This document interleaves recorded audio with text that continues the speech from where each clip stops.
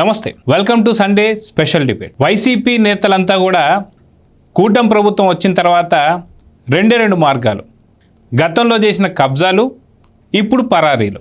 మొత్తానికి ఏంటి ఈ కథ? దీని గురించి మనతో మాట్లాడడానికి ఈరోజు లియో ప్యానెల్లో ఉన్నారు సీనియర్ జర్నలిస్ట్ సత్యమూర్తి గారు, అదేవిధంగా సీనియర్ జర్నలిస్ట్ డివి శ్రీనివాస్ గారు. సార్ నమస్తే. నమస్కారం సార్ నమస్తే. నమస్తే. సత్యమూర్తి గారు, పరారీ లేదా కబ్జా, గతంలో కబ్జా చేయడం, ఇప్పుడు దొరకడం, మళ్ళీ కేసులు పెడుతున్నారని పరారీ మనం చూస్తూ వస్తున్నాం. వాస్తవానికి ఆంధ్రప్రదేశ్లో పెట్టినటువంటి కబ్జాలే కాకుండా ఇతర రాష్ట్రాలైనటువంటి ఒక తెలంగాణలో కూడా కబ్జా పెట్టడం, ఆ కబ్జా మీద అడగంగానే కేసు పెట్టగానే పారిపోవడం, ఇవన్నీ కూడా మనం చూస్తున్నాం. కానీ కొంతమంది పవన్ కళ్యాణ్ గారు తెలంగాణ సైడ్ వస్తుండగానే మీరెందుకు వస్తారు ఆంధ్రలో అని చెప్పేసి అంటున్న వాళ్ళు జగన్మోహన్ రెడ్డి పేటీఎం బ్యాచ్లానే కనిపిస్తున్నారు. అయితే జగన్మోహన్ రెడ్డి సైన్యం ఎంతమంది కబ్జా పెట్టినా, ఎన్ని ఎకరాలు పూర్తిగా దోచుకున్నా, 1500 కోట్లు విలువ గలవి కూడా కబ్జా చేసినా సరే వాళ్ళు ఏమీ మాట్లాడకుండా ఓన్లీ పవన్ కళ్యాణ్ గారి మీద మాట్లాడడాన్ని ఇక్కడ కూడా పేటీఎం పనిచేస్తుందా అంటే ఏం చెప్తారు? పేటీఎం పనిచేస్తుంది. పేటీఎం నిరంతరంగా పనిచేస్తూనే ఉంటుంది. పేటీఎం కరో అన్నట్టు వాళ్ళు ఎందుకంటే వాళ్ళకి మీరు రెండే చెప్పారు, అధికారంలో ఉన్నప్పుడు కబ్జా చేయటం, అధికారం పోగానే పరారు కావటం అని. మూడోది ఒకటి ఉంది, వీళ్ళందరూ అమాయకులండి అని చెప్పేవాడు ఇంకోటి తయారవుతాడు. ఇంకోటి వచ్చి వీళ్ళందరికీ సర్టిఫికెట్లు ఇస్తుంటాడు, వాడి మీద 10 కేసులు ఉంటాయి. వాడు వచ్చి సర్టిఫికెట్ ఇస్తాడు, అమాయకుడు అండి, అన్యాయంగా కేసు పెట్టారండి, వీడికి 1500 కోట్ల రూపాయల ల్యాండ్ కొట్టేస్తే అది ఒకటి చూడ్డు. అంటే వీడు బాధితుడు అంటున్నాడు సార్. ఇంకా మోసపోయాడు పాపం, బాధితుడు అని చెప్పేసి బాధితుడు అని చెప్తాడు. ఈ బొల్ల బ్రహ్మనాయుడు గురించి ఇక్కడ మొత్తం అంటే తెలంగాణలో ఆ మధ్య మనం చూసాం కదా, పవన్ కళ్యాణ్కి సంబంధించి ప్రొఫెసర్ నాగేశ్వర్ కామెంట్లు చేయటం అవన్నీ చూసాం మనం. ప్రొఫెసర్ నాగేశ్వర్ తెలంగాణ ప్రాంతానికి సంబంధించిన వ్యక్తి కాబట్టి ఆ ప్రొఫెసర్ నాగేశ్వర్ని మనం కాపుగాద్దాం అన్న ఉత్సాహంతో కొంతమంది వచ్చేసి పవన్ కళ్యాణ్ కోడి చెరువుని కబ్జా పెట్టాడు, అది పెట్టాడు, ఇది పెట్టాడు అని విచ్చలవిడిగా మాట్లాడారు.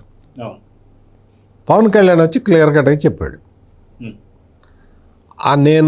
నేను కొనుక్కున్న కోడి చెరువుని గురించి, దాని మీద మీరు హైడ్రా పెట్టుకుంటారో ఏదన్నా పెట్టుకోండి, మీరు ఏదన్నా చేయండి, మీరు అది గనక నేను ఆక్యుపై చేసుకున్నది అంటే మీరు స్వాధీనం చేసుకోండి అని చెప్పేశాడు.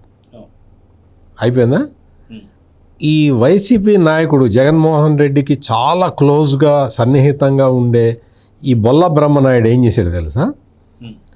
ఆ హైడ్రా బొల్ల బ్రహ్మనాయుడు స్థలం చాలా మంచిది, ఆయనకే తాత ముత్తాతల నుంచి ఆయనకే ఉంది, గండిపేట చెరువుని ఆక్యుపై చేసినా మాకేం అభ్యంతరం లేదు, గండిపేట చెరువు మొత్తాన్ని కొల్లగొట్టేసినా మేమేం అనము అని ఒక ఫేక్ లెటర్ని, హైడ్రా పేరుతోటి ఒక ఫేక్ లెటర్ తయారు చేసుకున్నాడు ఈ బొల్ల బ్రహ్మనాయుడు.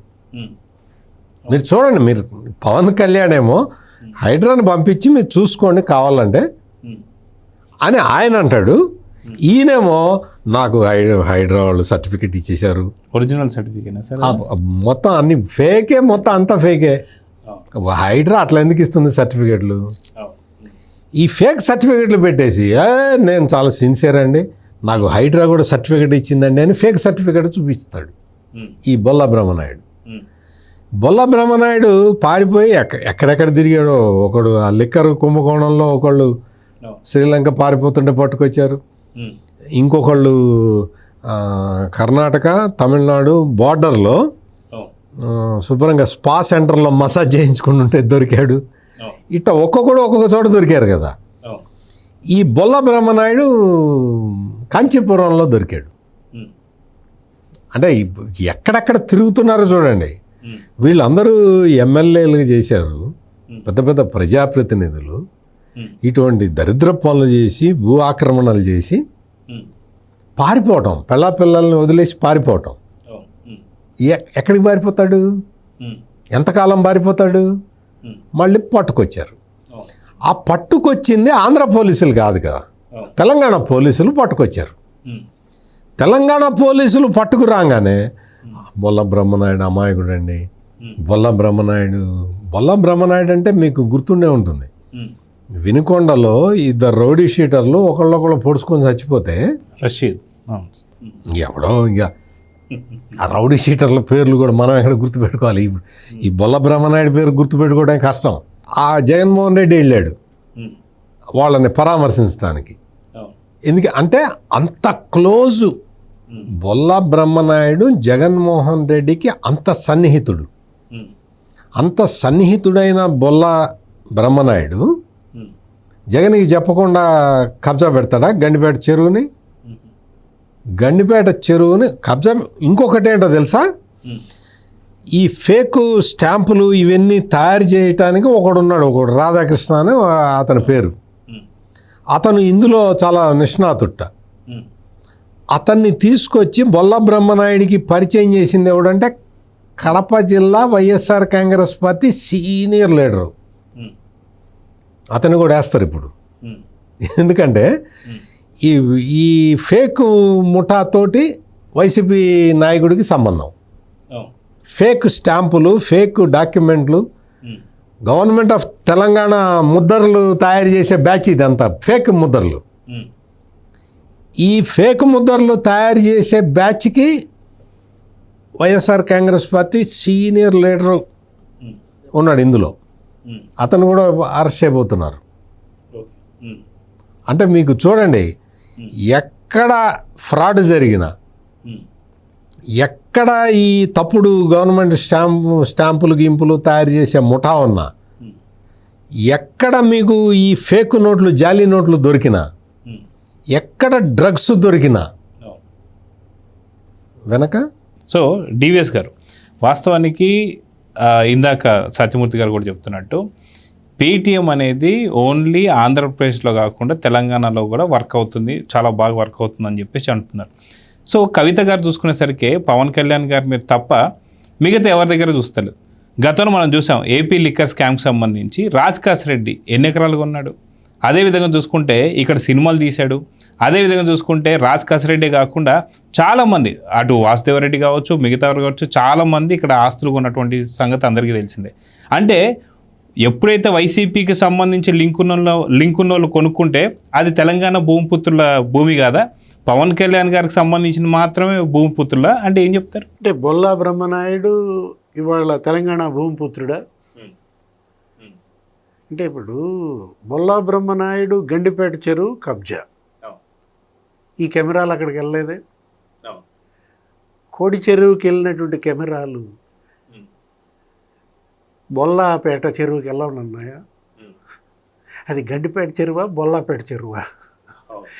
104 ఎకరాలు అతను కబ్జా పెట్టాడని, అసలు రిజిస్ట్రేషన్ చేయించుకున్నాడని, ఒక 5-6 నకిలీ జీవోలు పుట్టించాడని, వాటన్నిటి గురించి ఎందుకని ఈ యూట్యూబ్ ఛానల్స్ కానీ, లేకపోతే ఆ జర్నలిస్టుల ముసుగులో ఉన్నటువంటి ఆ పేటీఎం బ్యాచ్ కానీ, కవిత కానీ, వీళ్ళందరూ ఎందుకని వాళ్ళు అసలు బొల్లా బ్రహ్మనాయుడు కబ్జా చేసిన ఆ స్థలాన్ని సందర్శించలేదు, దాన్ని ఎందుకని ఎక్స్పోజ్ చేయలేదు?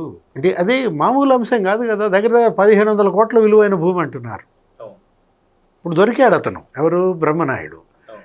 మీసాలు ఉన్నాయా? తీర్చాడా? గుండు కూడా చేర్చుకున్నాడా? అంటే బ్రహ్మనాయుడు ఫోటో, ఈ ఫోటో ఒకసారి పక్కన పెట్టి చూడు. మనకు బొల్లా బ్రహ్మనాయుడేనా? నాకు అర్థం కాదు అసలు.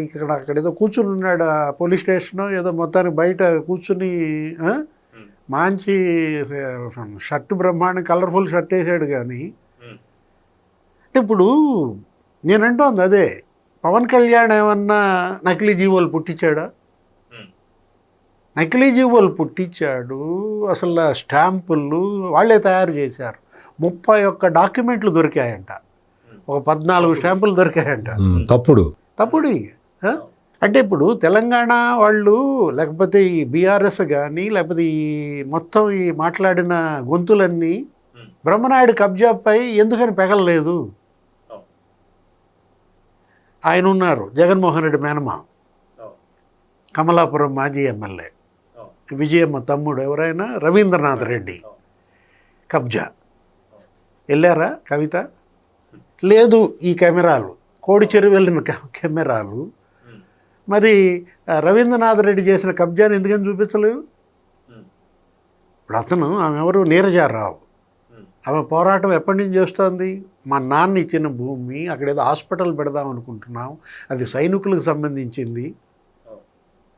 విలువైన భూమి రవీంద్రనాథ్ రెడ్డి గుప్పెట్లో ఇన్నేళ్లుగా ఉంటే వెళ్ళని కాళ్ళు, చూపని కెమెరాలు మొన్న కూలగొట్టినట్టున్నారు. అతను కట్టిన బిల్డింగ్ మొన్న రేవంత్ రెడ్డి ప్రభుత్వం కూలేసినట్టు. అంటే ఏమన్నా పెట్టుకున్నారా ఒక బెంచ్ మార్కు? జగన్మోహన్ రెడ్డి బంధువులు లేకపోతే జగన్మోహన్ రెడ్డి పార్టీ, వైఎస్ఆర్ కాంగ్రెస్ హైదరాబాదులో చేసిన కబ్జాలు వెళ్ళకూడదు, వాళ్ళ జోలికి వెళ్ళకూడదు అనే అన్న.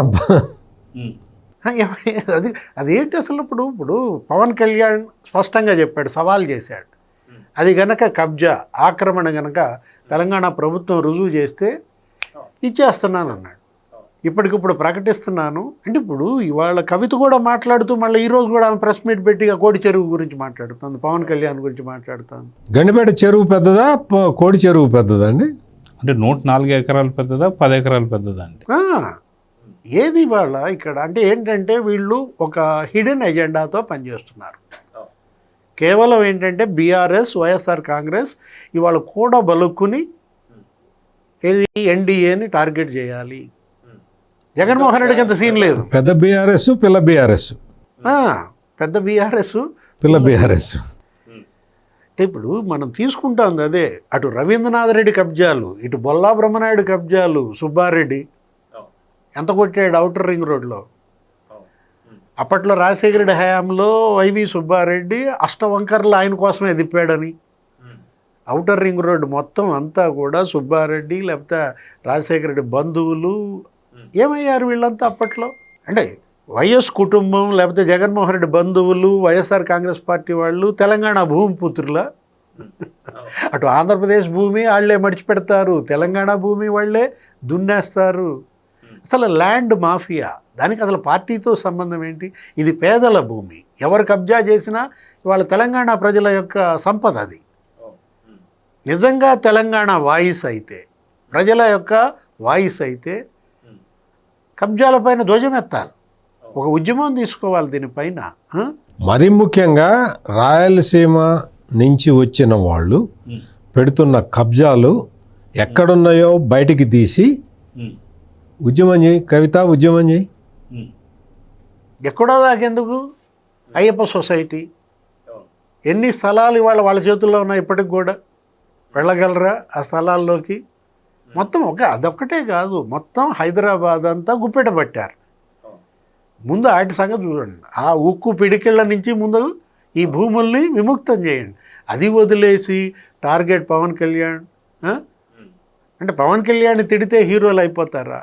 సో సత్యమూర్తి గారు, పరారీలు వాస్తవానికి 2019 నుంచి 24 దాకా సామంతరాజుల్లాగా మెలిగిన ప్రతి ఒక్కరు, ఓన్లీ ఎమ్మెల్యేలు, ఎంపీలే కాకుండా వాళ్ళ పిఏలు కూడా, వాళ్ళ పిఏలు, డ్రైవర్లు అందరూ కూడా సామంతరాజుల్లాగా మెలిగి ఇప్పుడు ఒక్కొక్కరు ఏంటి అంటే దాదాపు జగన్మోహన్ రెడ్డి పిఏనే 1100 కోట్లు కొట్టేశాడు. అదేవిధంగా చూసుకుంటే మిగతా వారంతా కూడా ఏపీ లిక్కర్ స్కామ్లో పరారి కాని వ్యక్తి ఎవరైనా ఒకళ్ళన్నా చూపించగలుగుతారా సార్? పరారీ మీద పరారీలు అవుతున్నారు. ఇప్పుడు బొల్లా బ్రహ్మనాయుడుతో సహా ఏపీ లిక్కర్ స్కామ్లో అటు కృష్ణమోహన్ రెడ్డి పరారి, ధనుంజయ రెడ్డి పరారి, బాలాజీ గోవిందప్ప పరారి, అదేవిధంగా మిథున్ రెడ్డి కనిపించకుండా మళ్ళీ కోర్టు ఆదేశాల మేరకు వచ్చి లొంగిపోయాడు. సో ఇంత భయం ఉన్న వాళ్ళు సామంతరాజుల్లాగా మెలిగే దాన్ని ఎలా చూడాలంటారు? అంటే వీళ్ళకి భయం కాదు, ఇదంతా కూడా బరి తెగింపు. వీళ్ళు ఇట్లా వెళ్ళేది ఎందుకు అంటే ఏదో కోర్టులో పిటిషన్ మూవ్ చేస్తారు, యాంటిసిపేటరీ బెయిల్ మూవ్ చేస్తారు. ఆ కోర్టులో అది తేలే వరకు వీళ్ళు బయట తిరుగుతూ ఉంటారు. అంటే చట్టాన్ని కూడా కళ్ళు కప్పి తిరిగేంత పెద్ద క్రిమినల్స్ వీళ్ళందరూ. చట్టాన్ని నువ్వు ఇంట్లో నువ్వు ఉండు, పోలీసులు నోటీస్ ఇస్తే తీసుకో, దానికి సమాధానం ఇవ్వు.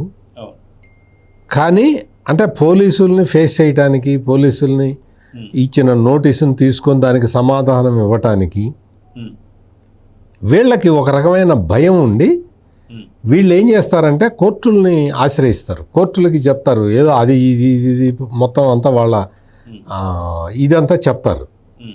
ఏవో కొన్ని పాయింట్లు పెట్టుకుంటారు, ఈ చట్టంలో ఇది ప్రయోగించకూడదండి, ఇది ప్రయోగిస్తున్నారండి, ఇది మాకు అన్యాయం జరుగుతుందండి అని చెప్పిస్తారు. కోర్టు చెప్తుంది అదేంటే అట్లా కాదులే అంటారు. వీళ్ళ ఈ క్రిమినల్స్ అందరికి కావాల్సిందే అది. దానికోసం అని చెప్పి వీళ్ళు మధ్యలో పారిపోయినట్టు నాటకం ఆడతారు. ఇక్కడ వాళ్ళ బినామీలు చాలామంది ఉంటారు కదా, వాళ్ళందరూ అడ్వకేట్లను పెట్టి కేసు నడిపిస్తారు. ఇది జరుగుతుంది. ఇది జరిగి ఈ బ్రహ్మనాయుడు కేసులో ఏమైందంటే ఆయన యాంటిసిపేటరీ బెయిల్కి వెళ్ళాడు. ఆ పోలీసులు పట్టుకొచ్చి అరెస్ట్ చేశారు. అరెస్ట్ చేసిన తర్వాత ఈ అంబటి రాంబాబు అని ఒక అతను ఉన్నాడు, ఒక అగ్ర నాయకుడు, కాపు నాయకుడు, కాపు టైగర్.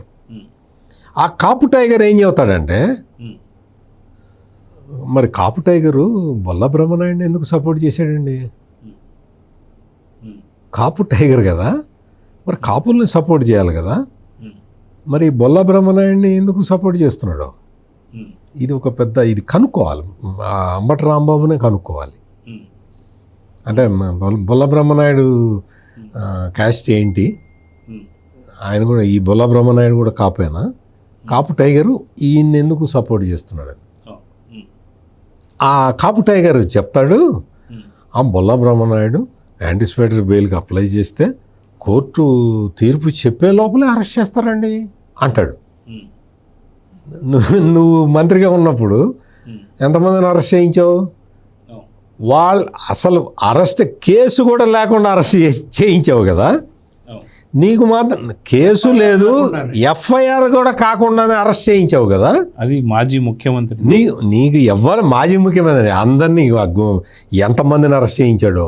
ఎఫ్ఐఆర్ కూడా లేకుండా అరెస్ట్ చేయించిన వ్యక్తులు వచ్చి యాంటిసిపేటరీ బెయిల్కి అప్లై చేస్తే కోర్టు తీర్పు చెప్పే లోపల అరెస్ట్ చేస్తారండి, ఎంత అన్యాయం అండి అంటారేంటి? ఇటువంటి బ్యాచ్ అంతా అంటే వీళ్ళు ఎంత బ్యాడ్ ఎలిమెంట్స్ అంటే ఆంధ్రప్రదేశ్ తెలంగాణ ఈ రెండు రాష్ట్రాల్లో ఎక్స్పాండ్ అయి కూర్చున్నారు. మొత్తం ఈ సమాజం, ఆంధ్రప్రదేశ్ సమాజం, తెలంగాణ సమాజం మొత్తం గమనించాల్సిన విషయం ఏంటంటే ఈ దుర్మార్గులు, ఈ భూ కబ్జాదారులు, ఈ క్రిమినల్స్, ఈ నేరస్తులు, ఈ గంజాయి స్మగ్లర్లు వీళ్ళందరూ కలిసి ఆపరేట్ చేస్తున్నారు. ఇవన్నీ జాయింట్ ఆపరేషన్లు. వీళ్ళ జాయింట్ ఆపరేషన్లకి రాష్ట్రం అంటే ఆంధ్రాని తెలంగాణని తేడా లేదు. జాయింట్ ఆపరేషన్ దొరికితే వీడు తెలంగాణ అని ఒకడు అంటాడు, వీడు ఆంధ్ర అని ఒకడు అంటాడు. ఇది ఇక్కడ జరుగుతున్నది. అందుకనే మరి ముఖ్యంగా తెలంగాణ ప్రజలందరూ కూడా, తెలంగాణ ప్రజలు ప్రశ్నించాలి ఈ రోజున. కల్వకుంట్ల కవిత గారు, మీరు కోడి చెరువు గురించి మాట్లాడుతున్నారు, గండిపేట చెరువు గురించి ఎందుకు మాట్లాడలేదు అని ప్రశ్నించాలి. ఇంకా మిగిలిన వాళ్ళు ప్రొఫెసర్ నాగేశ్వర్ని సపోర్ట్ చేసిన బ్యాచ్ ఉంది కదా, ఆ బ్యాచ్ గురించి నేను మాట్లాడను. వాళ్ళు ఎస్టాబ్లిష్డ్. ప్రొఫెసర్ గారు మాట్లాడరా ఈ కబ్జా గురించి? ప్రొఫెసర్ తెలంగాణ వాది కదా ఈ ప్రొఫెసర్ నాగేశ్వర్. యాక్చువల్గా బ్రహ్మనాయుడు మీద వీడియో చేయాలి. యాక్చువల్గా ఈ ప్రొఫెసర్ నాగేశ్వర్ సిపిఎం తెలంగాణని అపోజ్ చేసిన పార్టీ. అటువంటి పార్టీకి సంబంధించిన వ్యక్తికేమో ఈ బ్యాచ్ అంతా, పేటీఎం బ్యాచ్ అంతా సపోర్ట్ చేస్తారు. తెలంగాణ వ్యతిరేకించిన ఆయన తెలంగాణ వాది. ఆ తెలంగాణ వాదికి వీళ్ళందరూ సపోర్టు. మరి గండిపేట చెరువు తెలంగాణలో లేదా? ఎక్కడుంది గండిపేట చెరువు? ఇన్ని ఎకరాలు. గండిపేట చెరువు బొల్లా బ్రహ్మనాయుడు అయ్యే జాగీరా, వాళ్ళ అయ్యే జాగీరా. అందుకని వీళ్ళందరూ వీళ్ళ అయ్యాలు చెప్పినట్టున్నారు వదిలేయండి అని. బ్రహ్మనాయుడు అయ్యి ఎక్కడ పుట్టాడు? గండిపేటలో పుట్టాడా? బ్రహ్మనాయుడు తాత గండిపేటలో పుట్టాడా? అతనే చెప్తున్నాడు బొల్లా బ్రహ్మనాయుడు మా అయ్య జాగీర్ అంటాడు. ఏం చేస్తాం? మంత్రి పొన్నం ప్రభాకర్ కూడా వచ్చి చాలా స్పష్టంగా ఇప్పుడు చెప్పాలి, గండిపేట చెరువు బొల్ల బ్రహ్మనాయుడు అయ్య జాగీరా, నీ అయ్య జాగీరా చెప్పు. నువ్వు రా, నువ్వు వచ్చి వాళ్ళైనా ఇటు బీఆర్ఎస్ వాళ్ళైనా లేదు ఈ సోకాళ్ళు ఎవరు ఈ ముసుగు వీరుల వీళ్ళు ఇప్పుడు ఈ జర్నలిస్టులు ముసుగు వేసుకున్నటువంటి వీళ్ళైనా ప్రొఫెసర్లు అయినా ఎందుకని దీనిపైన మాట్లాడరు? ఇందాక మనం కల్వకుంట్ల కవితని ఒక ఆమెనే ప్రశ్నించాం. పొన్నం ప్రభాకర్ కూడా ఇప్పుడు రావాలి. ఈ రాయలసీమ నుంచి వచ్చి హైదరాబాదులో కబ్జాలు పెట్టిన వీళ్ళ మీద మొత్తం వీళ్ళు ఒక తప్పుడు డాక్యుమెంట్లు సృష్టించి ఆస్తులు కొనుగోలు చేయటం, ఖాళీగా ఉన్న బిల్డింగులు ఏమన్నా ఉంటే వాటికి బోగస్ డాక్యుమెంట్లు తీసి ఆక్యుపై చేసిన రాయలసీమ నాయకులు, లోటస్ పాండ్ కబ్జా సంగతి ఏంటి? లోటస్ పాండ్ కబ్జా మొత్తం ఇవన్నీ కూడా. లోటస్ పాండ్ చెరువు కాదా? పాండ్ అంటే ఏంటంటే పొన్నం ప్రభాకర్ని అడగాలి. పొన్నం ప్రభాకరు నువ్వు ఉద్యమం చేయి. రాయలసీమ నుంచి వచ్చి హైదరాబాదులో కబ్జా పెట్టిన వీళ్ళందరి మీద నేను ప్రభుత్వం తరఫున యాక్షన్ తీసుకుంటాను, ఎవరిని స్పేర్ చేయను అని చెప్పు. పొన్నం ప్రభాకర్, నువ్వు మంత్రివి కదా, నీ చేతుల్లో రాజ్యాధికారం ఉంది కదా, మే అయ్యే జాగీర్ కదా ఇది. అంటే తల్లి కాంగ్రెస్ ఏమో ఇది పిల్ల కాంగ్రెస్, మా పిల్ల కాంగ్రెస్ వాళ్ళు కబ్జాలు మరి మాయే కదా, ఆ కబ్జా అయినా మా కబ్జాలే కాబట్టి నోరు తెరవరా? లేదు తల్లి బీఆర్ఎస్ ఏదో అన్నారు, పిల్ల బీఆర్ఎస్ కబ్జాల మీద తల్లి బీఆర్ఎస్ నోరు తెరవదా? నీకు ఇవన్నీ కూడా చాలా సీరియస్ క్వశ్చన్స్ ఇవి. రాయలసీమ నుంచి వస్తాడు, హైదరాబాద్లో ఆక్యుపై చేస్తాడు, ఆడి గురించి నువ్వు మాట్లాడవు. ఎందుకు మాట్లాడు? మొత్తం వైఎస్ఆర్ కాంగ్రెస్ పార్టీ నాయకులందరూ హైదరాబాద్లో కబ్జాలు పెట్టిన వాళ్ళే. ఎన్ని ఉన్నాయో, ఎన్ని తర్కాణాలు ఉన్నాయి. అసలు నువ్వు వాటి గురించి నువ్వు ఎప్పుడన్నా ఆలోచించావా? ఆంధ్రోళ్ళు మాట్లాడితే ఆంధ్రోళ్ళు. సో డివిఎస్ గారు, గతంలో రాజశేఖర్ రెడ్డి గారికి ఇంటికి సంబంధించి ఏదైతే రెగ్యులరైజ్ చేసే విషయంలో క్యాబినెట్లో 7,500,000కి ఆయన నేను బయటికి వెళ్ళిన తర్వాత మీరు చూసుకోండి అని చెప్పేసి ఆయన ఇంటికి సంబంధించి రెగ్యులరైజ్ చేయించుకున్నారు. దాని సంగతి ఏంటి? అదేవిధంగా చూసుకుంటే ఇందాక మీరు అన్నారు ఏదైతే తల్లి బీఆర్ఎస్ అండ్ పిల్ల బీఆర్ఎస్ అని, కేసీఆర్ గారు ఎన్ని ఎకరాలు ఆక్యుపై చేశారు, దాని మీద అది తెలంగాణ భూమిపుత్రులకు సంబంధించినటువంటి ఒక జాగా కాదా, అది నిజంగా పొన్నం ప్రభాకర్ గారి జాగిరి కాదా, నిజంగా వీళ్ళందరికి సంబంధించి కూడా మొత్తం తీస్తే ఏం చెప్తుంది? నిజంగా కవిత గారు కావచ్చు, లేకపోతే ప్రొఫెసర్ నాగేశ్వరరావు కావచ్చు, వీళ్ళందరూ ఏం చెప్తారు? అంటే కేవలం రాజకీయ లాభాల కోసమే, రాజకీయ ప్రయోజనాల కోసమే ఈ రాజకీయ పార్టీల విమర్శలు, ఈ ప్రజల్ని రెచ్చగొట్టడం, విద్వేషాలు పెంచడం, చిచ్చు రగిలించటం, ఆంధ్ర తెలంగాణ కొట్టుకోవాలి, యుద్ధ వాతావరణం నెలకొనాలి. ఇది ఒక్కటే తప్ప వాళ్ళకి నిజంగా ప్రజల యొక్క సంక్షేమం, తెలంగాణ అభివృద్ధి దానిపైన అసలు ఏమాత్రం వీళ్ళకి ధ్యాస ఉందా? కేంద్రం నుంచి తెలంగాణకి ఏమి రావాలి, విభజన హామీలు ఎంతవరకు అమలయ్యాయి, ఏ విధంగా తెచ్చుకుందాం, 10 ఏళ్ళు కేసీఆర్ పాలనలో ఏమన్నా జరిగింది అభివృద్ధి, ఏమన్నా అందించారా సంక్షేమం? 7 లక్షల కోట్ల అప్పుల్లో తెలంగాణ కూరుకుపోయిందని ఇప్పుడు ఈ 2.5 ఏళ్లలో రేవంత్ ప్రభుత్వం, రేపొద్దున వాళ్ళు చేసిన అభివృద్ధి, వాళ్ళు ఇచ్చిన సంక్షేమం, దాన్ని బట్టే కదా ప్రజా తీర్పు ఉండేది. ఇక్కడ మనం చూడాల్సింది, అసలు మీరు ఇందాక సత్యమూర్తి గారిని ప్రశ్న అడిగారు, ఏంటి వైఎస్ఆర్ కాంగ్రెస్ పరారీ కాంగ్రెస్ అని పేరు మార్చేసుకోవటమే, లేకపోతే కబ్జాల కాంగ్రెస్. ఎంతమంది వాళ్ళు ఏ నిమిషాన ఏ ముహూర్తాన పిన్నెల్లి బ్రదర్స్ పరారీ బిగినైందో, ఆ ఈవీఎం పగలగొట్టిన కేసులో పిన్నెల్లి ఎవరైనా రామకృష్ణారెడ్డి, వెంకటరామరెడ్డి బిగిన్ చేశారు. వరుసను ఎంతమంది చూడు పరారీ. వాళ్ళ పరారీ కూడా తెలంగాణలోనే సార్. ఏదైతే కుక్కట్పల్లి సమీపంలో ఒక సెరామిక్ కంపెనీ దగ్గర దొరికాడు పిన్నెల రామకృష్ణారెడ్డి. కాకాని గోవర్ధన్ రెడ్డి కూడా అతను ఇక్కడ ఆటోలో తిరుగుతూ ఆటో డ్రైవర్ ఫోన్ తీసుకుని ఏదో మాట్లాడాడనో ఏదో వార్తలు అప్పట్లో మనం చూసాం మీడియాలో. అంటే మాజీ మంత్రులుగా పనిచేసినటువంటి వాళ్ళు. పేర్ని నాని పరారీ భార్యతో సహా అని చెప్పి ఆయన చెప్పుకున్నాడు. అప్పుడు ఆ రోజు ఏదది రైస్ మాఫియా. అంటే ఇప్పుడు అతనెవరు, వల్లభనేని వంశీ పరారీ, జోగి రమేష్ పరారీ, కసిరెడ్డి రాజు అయితే అసలు మనం పట్టుకున్నారు. ఏదో వేరే పాస్పోర్ట్ 2 పాస్పోర్ట్లు ఉన్నాయి, అతను ఏదో దిగంగానే అరెస్ట్ చేసినట్టున్నారు.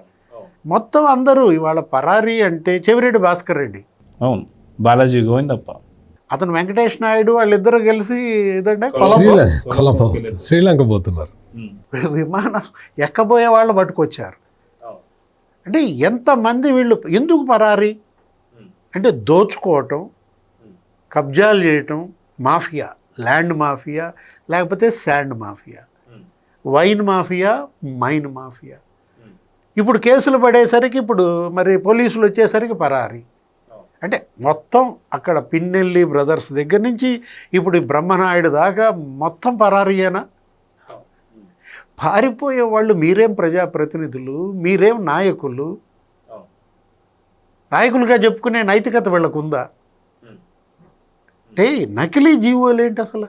జీవోకి నకిలీ తేవటం, నకిలీ జీవోలు, నకిలీ కరెన్సీ, లేకపోతే ఏంటది ఓటు కార్డు కూడా నకిలీ ఓటు కార్డులు, వీళ్ళు ఆధార్ కార్డులకు నకిలీ.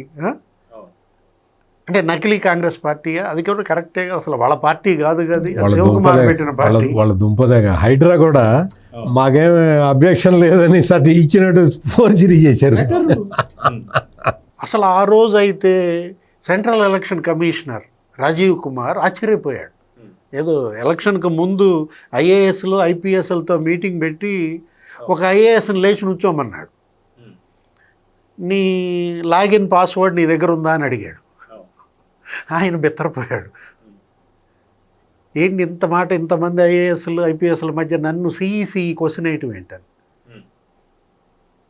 ఆయన అసలు మౌనంగా ఉంటే, అంటే నీ లాగిన్ పాస్వర్డ్ ఉపయోగించి 32,000 ఎపిక్ కార్డులు డౌన్లోడ్ చేసి డూప్లికేట్ మార్చి తమిళనాడు వాళ్ళ ఫోటో పెట్టి బై ఎలక్షన్ చేసుకున్నారు, వచ్చి ఓటేశారు, గెలిపించుకున్నారు. గురుమూర్తి పార్లమెంట్ సభ్యుడిగా ఏ ఓట్లతో గెలిచాడు? తమిళనాడు ఓట్లతో గెలిచాడు. అందుకే సజ్జల మా ఓటర్లు వేరే ఉన్నారని చెప్పి అన్నారంటారు సార్. అంటే ఫేక్ ఓటర్ ఐడి కార్డులు ఫస్ట్ టైం అసలు దేశ చరిత్రలో ఓటుకు కూడా ఫేక్ పుట్టించారంటే జీవోలకు ఫేక్ పుట్టించడంలో తప్పే ఉంది. స్టాంపులు మరి నకిలీ పెట్టించడంలో తప్పే ఉంది. అంటే నకిలీ నాయకులు వీళ్ళు అసలు నాయకులు కాదు, వీళ్ళు అసలు లీడర్స్ కాదనమాట. ఏంటి? Fake leaders. అంటే మొత్తం మాఫియా ఒక పార్టీ పెట్టుకుంది, ల్యాండ్ మాఫియా, అందరూ ఈ పార్టీలో నాయకులే అనమాట. ఆ పెద్దిరెడ్డి రామచంద్రారెడ్డి ఆయన భూ కబ్జాల గురించి మనం చెప్పాల్సిందేమో. 1000 ఎకరాలంట, అదేమంటే ఫైల్స్ తగలబెట్టారు. మదనపల్లి ఎందుకని బొల్లా బ్రహ్మనాయుడు తగలబెట్టలా? అది కూడా తగలబెట్టుంటే గండిపేట ఫైల్స్ అయి ఉండేది. సో సార్ ఇంకొక చిన్న డౌట్ సార్, ఇప్పుడు ఉంటున్నటువంటి జగన్మోహన్ రెడ్డికి సంబంధించిన ఇల్లు కూడా తన పేరు మీద కానీ, తన తండ్రి పేరు మీద కానీ, తన తాత రాజారెడ్డి గారి పేరు మీద కూడా లేదు. లోటస్ పాండ్ ఏదో కంపెనీ పేర్ల మీద ఉన్నాయని చెప్పేసి అంటారు. అది కూడా బోగసేనా? అంతే కదా, అది కూడా కబ్జానే. ఏది మొత్తం అంతా నిజంగా నువ్వు కష్టార్జితంతో నువ్వు గనక ₹1 సంపాదించి నీ వ్యాపారాల ద్వారా నువ్వు కనుక్కుంటే నీ పేరు మీద ఉంటుంది. లోటస్ పాండ్ ఏంటి, యలహంక ప్యాలెస్ ఏంటి, ఇవన్నీ కూడా అతని పేరు ఏదో ఉంది, ఎవరతను హరీష్ అనుకుంటా, ఎవరెవరో రకరకాల కంపెనీల పేరుతో రిజిస్ట్రేషన్ చేయించుకుని వాళ్ళనే ఆ కంపెనీల్లో డైరెక్టర్లుగా పెట్టుకుని బినామీలు, ఇదంతా కూడా బినామీల పేరుతో మొత్తం చేస్తున్నారు. సో ఫైనల్గా సత్యమూర్తి గారు, ఏంటి పరారీలు, ఏంటి దోపిడీలు, ఏంటి అరాచకాలు? వాస్తవానికి వీళ్ళకి అడ్డుకట్ట వేసేవాళ్ళు లేరనే ఈ బరితెగింప అంటే ఏం చెప్తారు? అంటే వాళ్ళు బరితెగిస్తున్న మాట వాస్తవమే, కానీ ఇప్పుడు బొల్లా బ్రహ్మనాయుడిని పట్టుకున్నారుగా పోలీసులు. అంటే కబ్జా చేశాడు, ఫేక్ డాక్యుమెంట్లు సృష్టించాడు, పెట్టాడు, పోలీసులు అయితే పట్టుకున్నారుగా. అంటే ఈ మొత్తం స్టోరీలో నీతి ఏంటి అంటే, తప్పు చేస్తే దొరుకుతారు. మీరు అధికారంలో ఉన్నప్పుడు మిమ్మల్ని మీరు రక్షించుకున్నా కానీ ఆ తర్వాత కాలంలో మీకు మొత్తం సిచ్యుయేషన్ మొత్తం మీ కంట్రోల్లో ఉండదు. ఇంకా భారతదేశంలో వ్యవస్థలు సజావుగా పనిచేస్తూనే ఉన్నాయి. ఖచ్చితంగా మీరు చట్టానికి దొరుకుతారు అనేది ఈ బొల్లా బ్రహ్మనాయుడు టోటల్ ఎపిసోడ్లో మనం అర్థం చేసుకోవాల్సిన విషయం. నేననేది ఏంటంటే ఏపీ పోలీసు గనక ఇక్కడికి వస్తే కుతుకు మీద కాలే తొక్కుతా అన్నాడు. ఏపీ పోలీస్ ఇక్కడికి వస్తే కుతుకు మీద కాలే తొక్కుతా అన్నాళ్ళు. మరి తెలంగాణ పోలీస్ కాంచీపురం వెళ్తే ఇప్పుడు కాంచీపురం వెళ్ళి తీసుకొచ్చారు, మరి వాళ్ళు తొక్కారు. మరి వాళ్ళు తొక్కాలి కదా. పోలీస్కి ఏపీ పోలీస్ ఏంటి, తమిళనాడు పోలీస్ ఏంటి, తెలంగాణ పోలీస్ ఏంటి?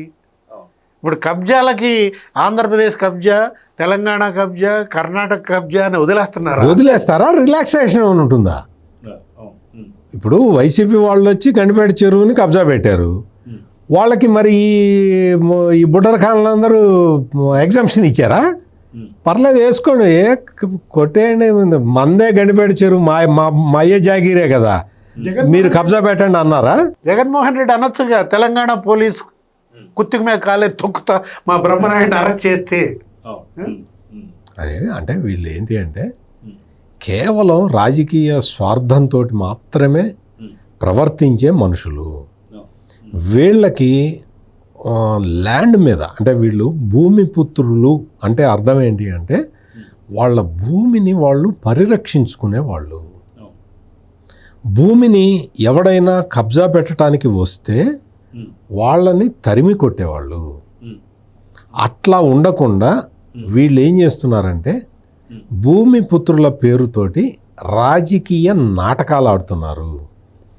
రాజకీయ నాటకాలు కూడా ఒక స్టెప్ దాటి పేటీఎం బ్యాచ్గా చిల్లర పడేస్తే వాళ్ళని కాపలా కాసే కుక్కల్లాగా చేస్తూ ఉన్నారు.